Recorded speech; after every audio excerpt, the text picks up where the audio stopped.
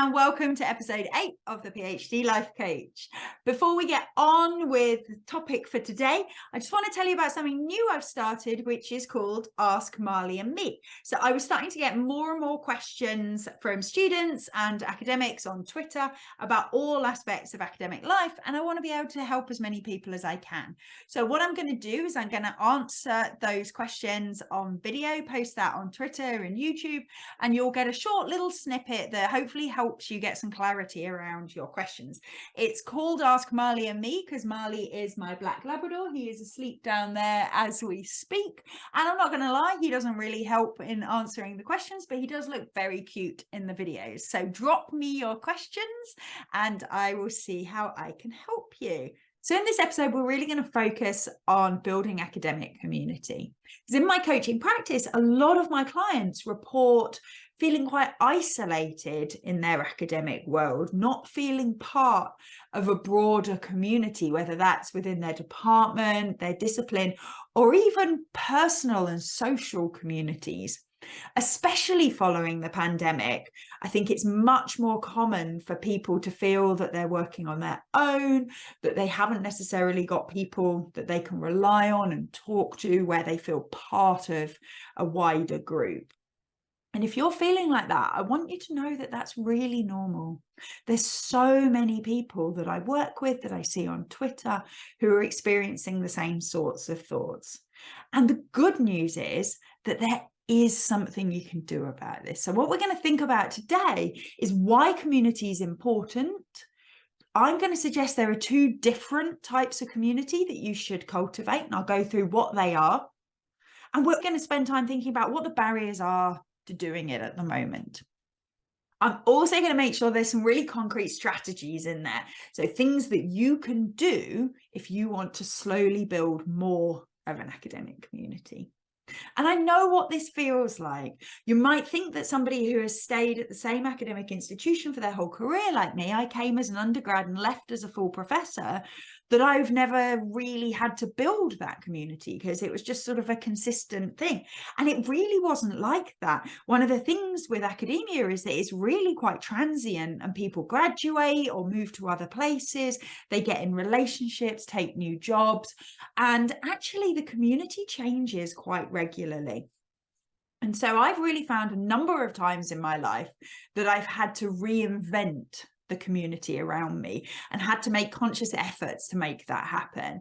So if you worry that for other people this sort of just naturally falls into place, please believe me when I say it's totally normal to need to make some effort around this and to actually build this community carefully yourself. And I'm going to support you through doing that.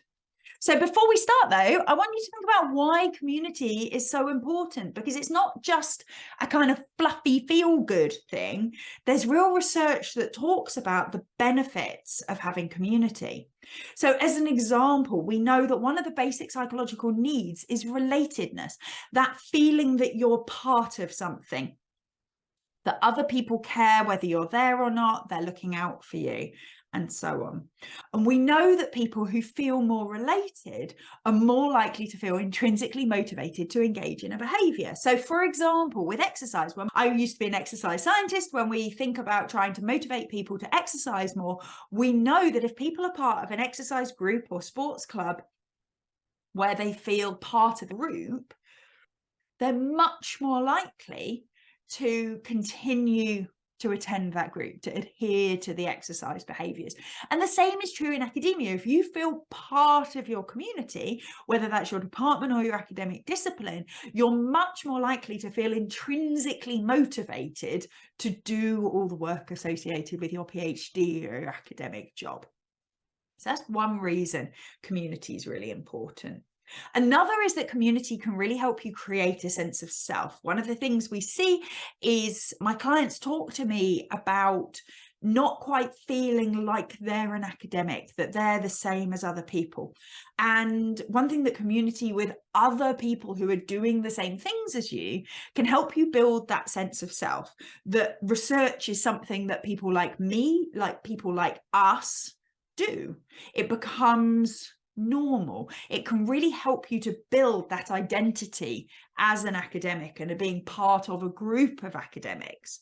And so a community is really important from that perspective as well. Having an academic community can also help you to have people who empathize with the challenges. Sometimes we feel like we're the only people who struggle with procrastination or feeling like we're not good at writing or being bored of our lab work or whatever it might be. And having that academic community is a really good way of having people who understand. They get it. They've been there. They know what it's like, and they make you feel normal. The other thing the community might do is actually help you with some solutions to some of that stuff by sharing their own experiences. You have all these people that are maybe 6 months ahead of you, 2 years ahead of you, who can share with you, how did they get past that barrier? Not only is it normal, but it's surmountable. There's something you can do about it. They also connect you to other people. They might say, oh, did you know about so-and-so in that other department? They're doing something similar to you. Why don't you talk to them? Or, oh, you're trying to use that software. Why don't you speak to so-and-so? They're really good on that software, and I'm sure they'll help you with it. So they kind of connect you to other things that are going on. In a broader sense, our communities are where we can relax and have fun and be ourselves. And this doesn't necessarily need to be within your academic community. And we're going to talk more about that later in the podcast, because there are a lot of people who don't necessarily feel that they can bring their whole selves to their academic community. But a community in that broader sense is a really important place to have that downtime, to feel that you can be your whole self and just relax and have fun and not have to be an academic all the time. And a really important part of that is having a wider community that helps you feel understood. So not just understood as a PhD student, an academic, and the challenges associated with that, but understood as a wider person, whether that's understanding your hobbies, understanding your culture, understanding your sexuality, understanding all the wonderful different bits of you that make you you. Having a wider community that understands all those facets and enables you to be your true authentic self is really, really important. What that really started to raise for me is how actually I think we need two different sorts of community. We need people who get it, who get the academic life, and we need people that get you. Now, it might be for a few of you, you have one group that does both of those things. Maybe you have a really tight group in your PhD program where you started together and you really bonded over your academics and over your sort of social lives. But for most people, that's not necessarily the case. For most people, you can't cover all facets of you in one group of people. And that is okay too. You don't have to. I would really try, and I have always tried to nurture two types of community: the academic community and a broader community. And you might find that you have some overlaps, like in a Venn diagram. Some of my very best friends are people who are from my academic life and my personal life. They're friends outside of that too. But there's a whole bunch of people that form part of my academic life who aren't part of my wider life. And as I discussed last week when we were talking about hobbies, there's a whole bunch of people that I have a wider life with my circus and my training and all those things, who don't have a clue about my academic life. I would actually encourage you not to try to do this in a single community. There's something really strong in having an element of redundancy in your communities. So knowing that if something goes wrong here, you've got these other people. So if there is some sort of falling out, you've got this other group as well. How can we go about building these two types of community? Well, whenever you're thinking about changing any behavior, doing anything new in your life, what I want you to think about is the barriers that you might come up against. Because it's really easy to say, right, I'm going to build a new community and plan what you're going to do. But if you don't anticipate what barriers you might come up against, then it's not necessarily going to be effective. So some barriers that I hear from my clients and that I've experienced myself. First one is other people have already got a community.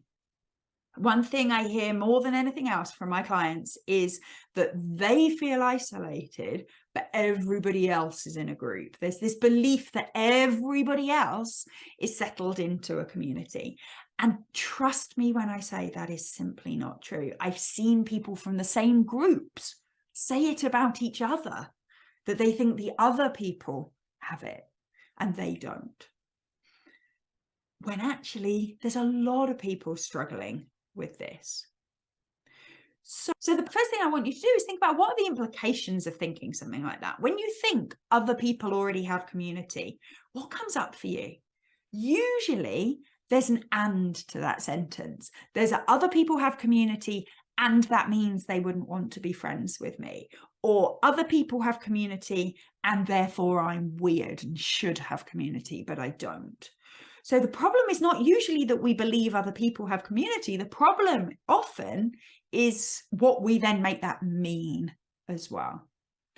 And the problem then comes that we make it a self-fulfilling prophecy. So if you believe that other people already have community and there's something weird about you because you don't, and that they don't need other community because they've already got friends, then you start to behave in ways that make it much less likely you're going to build community.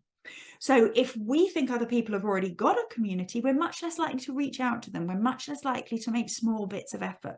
We're less likely to turn up at things.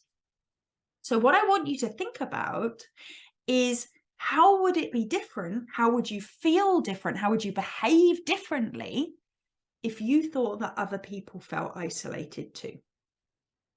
If you believed that at least some of the people in your direct academic world also feel isolated, what would you do?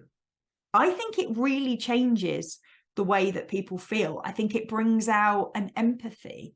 And from empathy, it's much easier to reach out to people, to make small sort of advances, to like say, how are you? Or ask someone to go for a coffee. So really try and reframe that and think, what if other people felt isolated too? What would I do? The next one I want us to think about is the thought, I'm being excluded. And I want to say up front that we're going to be really careful around this one, because we're always going to analyze, is this true? But we also have to be open to the fact that for some people and some groups, it could be true. So this is not necessarily one we're going to try and mindset ourselves out of. So if you find yourself thinking, I'm being excluded, the first question from a really compassionate place is this true? Is it possible I'm misinterpreting? Is it possible that there's something else going on here and I'm reading more into it? But if when you ask yourself that, the feeling and response you get from yourself is, no, I actually am getting excluded. I really do think I am. You don't need to gaslight yourself. You shouldn't gaslight yourself by trying to talk yourself out of that. That's not something we're going to mindset ourselves out of, because we know, unfortunately, in academia, people do get excluded, and that doesn't happen randomly either, that exclusions can happen at a structural level to historically marginalized groups. So rather than trying to mindset ourselves and believe that maybe I'm not being excluded, is it possible I'm not being excluded, and all those things, if when you ask yourself that, you're like, no, I actually am. I actually think I am. What I want you to ask yourself is, what am I making that mean? Because there's a whole lot of damage that happens in our structures and the prejudices and biases that exist in academia and beyond academia. There's a whole lot of damage that happens by being on the receiving end of exclusion. But then there's a whole level more damage that's done when we make that mean something about us. So when we make that mean that I don't belong here, they're excluding me, therefore I can't succeed here. That they're excluding me, therefore I can't have a future in academia, or I can't have a community here. I sometimes see people go, they're excluding me, so I just need to get my head down and get this done. And it's those thoughts I want you to think about. Are you creating more damage for yourself by making this mean something about you, when actually it means something about the structures that you're existing within? And I want you to see whether it could be different by acknowledging how that exclusion makes you feel, actually giving yourself space to feel disappointed by that, to feel angry about that, to feel hurt. So not trying to get rid of those feelings, but actually validating them and allowing them. But also to then think thoughts like, I can meet part of my community needs here. These people might never be my friends, but I can make sure I'm connected to the things that I need to be connected to. So I can meet part of my needs here. Or I can build community my way. So the structures here are biased against me. That makes me angry. That makes me sad. That makes me disappointed. But I can do community my way. Notice I'm not going to, and I can fix it and I can make it better, because I think sometimes we put a lot of pressure on people who are already disadvantaged by the system to also fix this and to improve the community in their schools. And if you have the capacity and the spoons, the effort to be able to do that, all strength to you. But if you don't, then that's okay too. And thinking instead, I can build my community my way might be another approach that helps you. The next thing I want to move on to is this notion that I don't have time to build community. So again, is it true? Is it helpful? The questions we all ask ourselves. When we're thinking about I don't have time, one of the first ones I want you to go to, though, in the is it true thing, is making sure we actually know what we're talking about here. So if you're saying I don't have time to do something, ask yourself, how long does this take? Often we say, I don't have time for anything. I'm super busy. I've got 1,000 things to do. But how long does this thing take? To give a really flippant example, I sometimes don't do the washing up because I haven't got time, because I've got to get back and do my work. And then you time yourself doing the washing up and it takes like 4 minutes and you're like, girl, come on. You've got 4 minutes. Let's go. And it's the same with this. So if you're telling yourself you don't have time, what's the teeny tiniest short thing you could do that would build a little bridge? How can I build little bits of community in the time that I do have? If I'm at a seminar anyway, how can I build a little bit of community while I'm there? If I'm on an online meeting already, how can I build a little bit of community while I'm there? And remember, there's lots of different places where community can be. So we're not necessarily talking about attending every departmental event and socials and seminars and all these things that departments put on for people. Online can be a community. Twitter can be a community. There's loads of different places that can be communities. So for example, in my Ask Marley and Me series, a Twitter account called The PhD Place, who I would recommend you all follow, message to ask who are the best people that you can follow in academic Twitter. And I talked all about there how you can find different types of people for different types of communities. So even places like Twitter are great places to build community, assuming Elon hasn't killed it by the time you're listening to this episode. But think of all the different types of communities and how you can fit in tiny little bits of time that enable you to believe you can build a community within the time you have available. Another thing I hear a lot of people telling themselves is, I'm not good at this. I'm not good at making friends. I don't do small talk. And again, these things might be true. You might be somebody who takes a while to get to know people, who feels awkward at first, who doesn't enjoy talking to people for the sake of talking to them. And again, first step is some acceptance. That's okay. That's totally normal too. In fact, I'd say within academia, it's super common amongst lots of people. Other people might think I'm not good at it from the other direction. I have a tendency to get overexcited, babble, interrupt a lot, and bulldoze people. And then I worry about that. But again, there's a whole lot of people in academia who do that too. So however you are, however you interact with people, you can still build a community your way. You can find people who are more similar to you. You can find people who perhaps are a bit different, but who love you the way you are.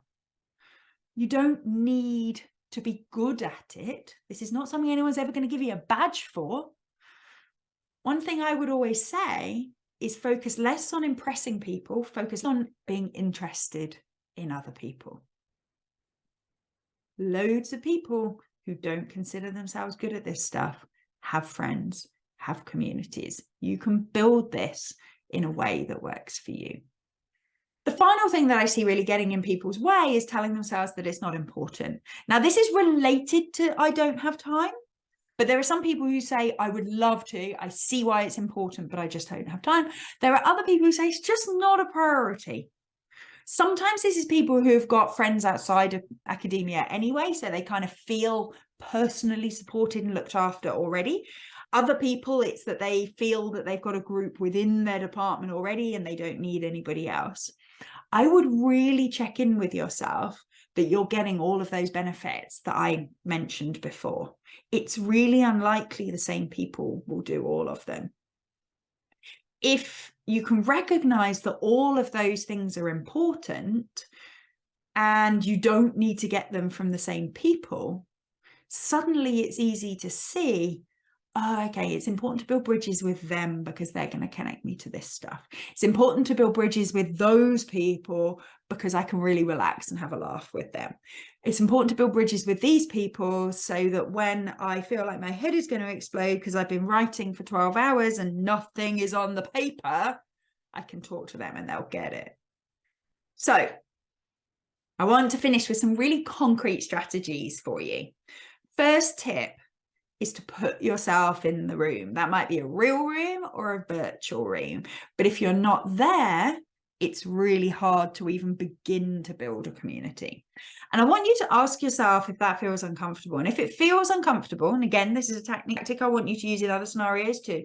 If it feels uncomfortable, is it the sort of uncomfortable where you feel like it's uncomfortable and I'm going to have to be kind to myself and look after myself, but if I do this, I'm going to be really proud and I'm going to be okay?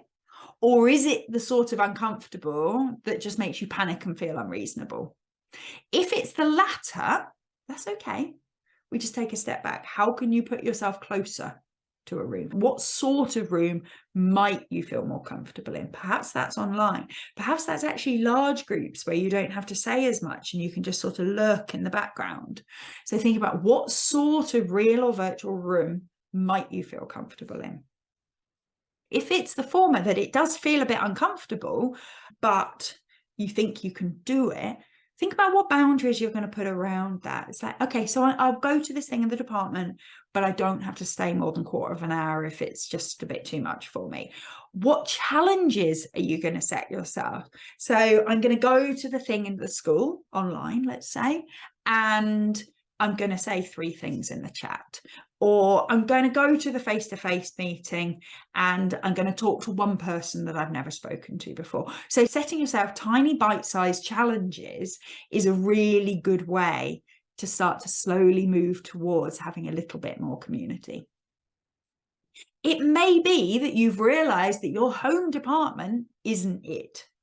So some people come to a department not really knowing much about the community, or who have really high hopes for what the community might be, and it ends up feeling like you don't fit.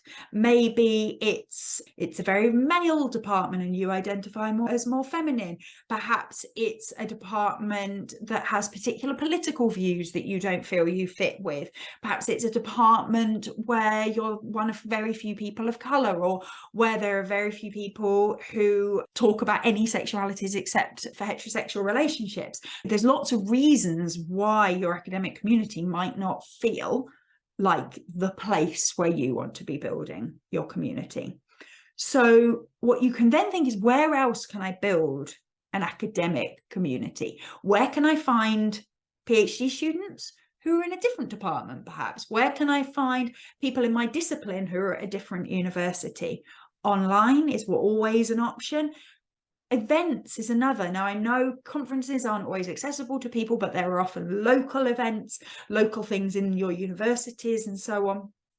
Some of my very best friends in my academic discipline, so I used to be a stress immunologist, are people that I have met at events. And we've actually only spent probably 15, 20 days together in total ever in our lives, but we've been friends 20 years because we kind of had little random conversations and then spent a bit of time going to a seminar together and then got to know each other a little bit more, and then they introduced us to other people. And I've got my little group now who, as I say, I've known since I was 22 years old, and they're all over the world, the wrong side of the Atlantic as far as I'm concerned, because I would love to see them more. They're not part of my department, but they're part of my academic bubble. They're part of my support system. And if they're listening, I love you all dearly, and you know who you are. So then building on that, where can you find your non-academic community? Where can you find people that empathize with the other parts of you? Now, over the years, this has been different places for me. You've heard me talk about the circus, and that's been a really important part of my non-academic community. At other times, it was British military fitness, doing like burpees in the park. I met some of my very, very best friends there. So thinking about at different times in your life, there might be different parts of your life that you want to emphasize. For some of you, it might be cultural groups, it might be religious groups. Think around where you can find those non-academic communities. And then once you put yourself in the room, I want you to think what tiny behaviors you could take that make it more likely you'll build some connections. So one thing I always recommend is to look for people around the edges. Often when we're in a room, we look at the kind of the noisy, popular ones in the middle who are all chattering and having fun. Have a look around the edges, especially if you're feeling nervous. Are there other people who are looking like they might like somebody to talk to? I always look for somebody who's doing something. So those of you who listen to my previous podcast know that I've just recently joined a new circus place. I'm very much still at the getting to know people. I wouldn't call it my community yet. I'm building little bridges and seeing how it goes in this particular circus place. And one of the things I did was I looked out for people who were like putting the mats out, and I just went and said, can I help you? Because before that, I was sort of standing at the edge looking like a bit of a lemon, not talking to anybody. And I wanted to build some bridges, but it felt a lot just to go and say, hi, I'm Vicky, good to meet you. And so I asked them if they wanted some help, and they wanted help. And so I helped them put the mats out, and we kind of got chatting a little bit because of that. So often you can look for people who are doing those sorts of things. Oh, can I help you sort the badges out? Oh, can I help you with the food? Helping people with a task is a really low risk way of getting talking to somebody. Also, really be aware of your tendency to get into other people's heads. So most of us spend a lot of time thinking what other people might be thinking, that, oh, they're going to think I'm too pushy, or, oh, they're going to think I'm too awkward, or I'm too weird. I would really suggest that you try and remind yourself to behave in a way that you think is nice and appropriate, and let them have their opinion. Most of the time, people aren't thinking about us anywhere near as much as we think they are. And so if we can just adhere to our own principles and allow them to think what they think, usually we end up building far more bridges than we ever realize. So to conclude, when you think about your community, I want you to think about people who get what you're doing and people that get you as a person. I want you to put yourselves in situations where you can build little tiny connections and to support yourself to do that. And I want you to remember that every community is made one interaction at a time. So take a little bit of time this week to think what interactions you can plan now and how you're going to support yourself through them so that you can start to build a community that helps you thrive and enjoy and succeed.